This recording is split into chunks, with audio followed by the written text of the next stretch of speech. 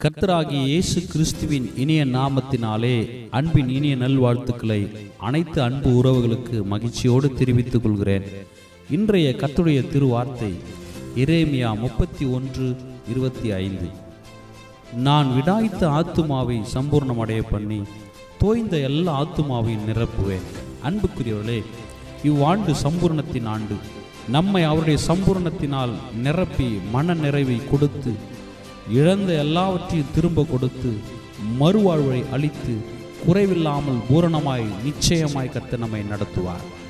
இதுவரை சோர்ந்த வாடிய நெஞ்சங்களுக்கு, களைப்படைந்த ஆத்துமாக்களுக்கு புத்துயிர் கொடுத்து கர்த்தருடைய சம்பூர்ணத்தினால் நிரப்பி ஒரு இளைப்பாறுதல் நிம்மதியை கர்த்தர் தருவார்.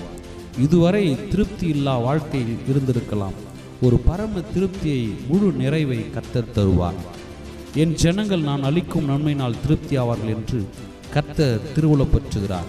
இவ்வார்த்தையை கேட்டுக்கொண்டிருக்கும் அன்பு நெஞ்சமே, கர்த்தர் உன்னை நன்மையினால் நிரப்புவார், நன்மையால் திருப்தி ஆக்குவார், நன்மையால் முடிசூட்டுவார். அவருடைய சம்பூர்ணத்தினால் நம்மை முற்றிலுமாய் நிரப்புவார். முழு மன நிறைவை அளித்து புத்துயிர் கொடுத்து புது நம்பிக்கை ஏந்து புது பலன், சுகம், ஆரோக்கியத்தால் நிரப்பி நம்மை பலப்படுத்துவாராக. அவருடைய எல்லாவித ஆசீர்வாதத்தினாலும் நன்மையினாலும் நம் அனைவரையும் நிரப்புவாராக.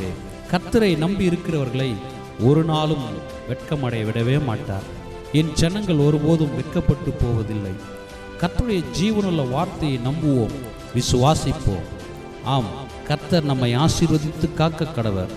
அவருடைய முகத்தை நம்மேல் பிரகாசிக்க பண்ணி நம்மேல் கிருபையாய் இருக்க கடவர்.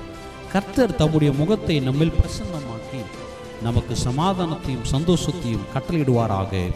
ஆமென்.